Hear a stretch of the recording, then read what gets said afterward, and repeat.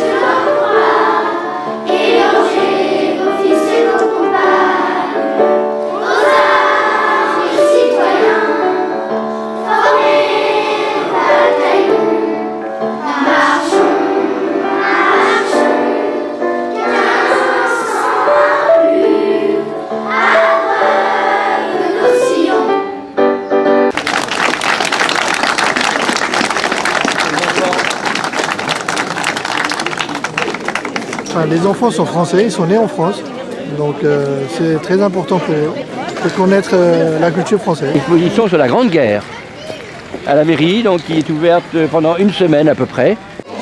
Ah oui, ça me paraît important.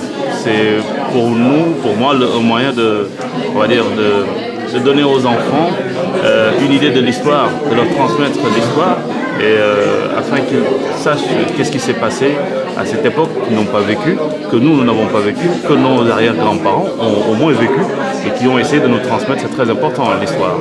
Alors Ali, en regardant cette photo, Oui, je me suis rappelé que mon grand-père, quand il était dans l'armée, il nous avait raconté qu'il était venu jusqu'à l'Allemagne. De nos jours, tout à fait, ça a un devoir de mémoire avec tout ce qui se passe. Donc je pense qu'il faudrait, au niveau des enfants, insister un peu plus.